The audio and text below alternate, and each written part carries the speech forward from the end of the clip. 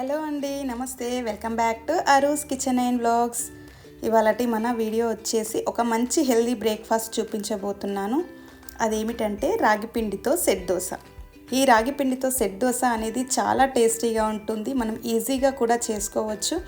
అప్పటికప్పుడు మన ఇంట్లో టిఫిన్ పిండిలు ఏమీ లేనప్పుడు అప్పటికప్పుడు చేసుకోవచ్చు. ఈ సెట్ దోశ అనేది చాలా రుచిగా ఉంటుంది. మీరు కూడా తప్పకుండా నేను చెప్పిన ఈ ప్రాసెస్లో ఒకసారి చేసి చూడండి, చాలా టేస్టీగా ఉంటుంది. దీనిని మనం రెగ్యులర్గా యూజ్ చేసే చట్నీ అయినా, పల్లి చట్నీ అయినా, దేనితోటైనా సర్వ్ చేసుకోవచ్చు.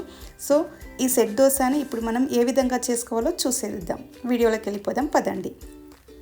దీనికోసం నేను ఒక బౌల్లో 1 కప్పు వరకు రాగి పిండిని తీసుకుంటున్నాను. అలాగే 1 కప్పు వరకు సూజీ రవ్వ ఉంటుంది కదా, మనం బొంబాయి రవ్వ అంటాం, దీనిని తీసుకోవాలి. ఒక 1/2 కప్పు వరకు పెరుగును తీసుకుంటున్నాను. మనం కప్పుతో మెజర్ చేసుకుంటున్నాం కాబట్టి ఇక్కడ నేను 1 కప్పు వరకైనా పెరుగు వేసుకోవచ్చు. అలాగే 1 కప్పు వరకు చిన్నగా తురిమిన టమాటో ముక్కలు, ఆనియన్ ముక్కలను కూడా వేసుకోవాలి. అలాగే 4-5 వరకు పచ్చిమిర్చిని కూడా చిన్నగా కట్ చేసుకొని వేసుకోవాలి. అలాగే కొత్తిమీర, పుదీనా, కరివేపాకు ఇవన్నీ కూడా కొద్దిగా వేసుకోవాలి. అలాగే ఇందులోకి 1 స్పూన్ వరకు జీలకర్రను వేసుకోవాలి. అలాగే కొద్దిగా వంట సోడాను కూడా యూజ్ చేసుకోవాలి. మనం ఈ వంట సోడా వేసుకోవడం వలన మనకి ఈ సెట్ దోశ అనేది ఫ్లఫీగా వస్తుంది కాబట్టి కొద్దిగా వేసుకోవాలి.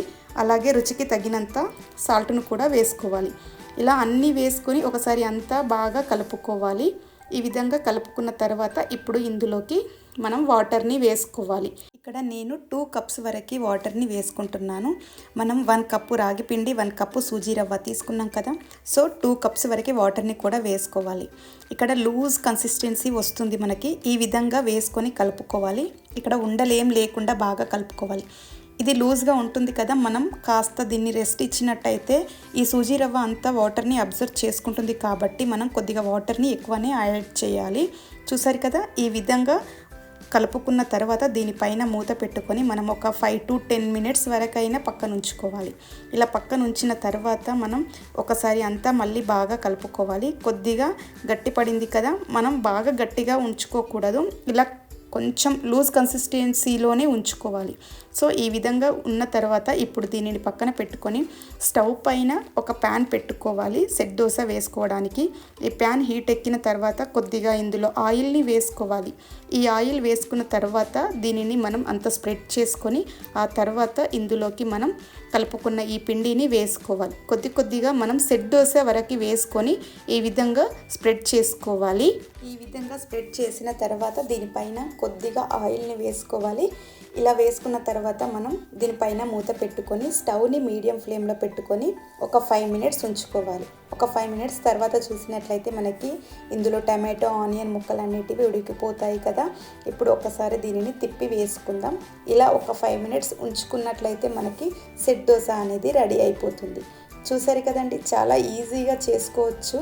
దీనికి ఎలాంటి పిండిలు నానబెట్టాల్సిన అవసరం లేకుండా అప్పటికప్పుడు ఇన్స్టెంట్గా చేసుకోవచ్చు. చాలా రుచిగా ఉంటుంది. దీనిని మనం వేడిగా సర్వ్ చేసుకున్నట్లయితే చాలా టేస్టీగా ఉంటుంది. ఇదే పిండితో మనం దోశ వేసుకోవాలంటే కూడా ఇందులో టమాటో, ఆనియన్ ఇవన్నీ వేసాం కదా, ఇవేవి వేయకుండా కొద్దిగా రాగి పిండి, కొద్దిగా సూజీ రవ్వ, కొద్దిగా పెరుగు వీటిని కలుపుకొని కూడా మనం రెగ్యులర్గా మనం వేసుకునే దోశలాగా వేసుకున్న చాలా టేస్టీగా ఉంటుంది. మీరు కూడా తప్పకుండా ఒకసారి అలా కూడా ట్రై చేసి చూడండి. చూసారు కదా, మనము ఈ విధంగా వేడిగా ఈ సెట్ దోశలు ఇలా చేసుకొని దీనికి కాంబినేషన్గా మనం రెగ్యులర్గా యూజ్ చేసుకునే చట్నీ అయినా, లేదా పల్లీ చట్నీ అయినా, కొబ్బరి చట్నీ అయినా, ఏ చట్నీ అయినా, దీంట్లోకి టమాటో చట్నీ అయినా చాలా రుచిగా ఉంటుందండి. ఒక 5 minutesలో ఇన్స్టెంట్గా అప్పటికప్పుడు ఎలాంటి పిండిలు నానబెట్టకుండా చేసుకోవచ్చు.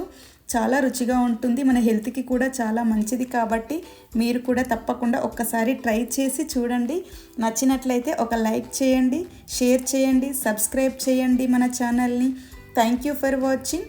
మరొక మంచి హెల్దీ రెసిపీలో మళ్ళీ కలుసుకుందాం.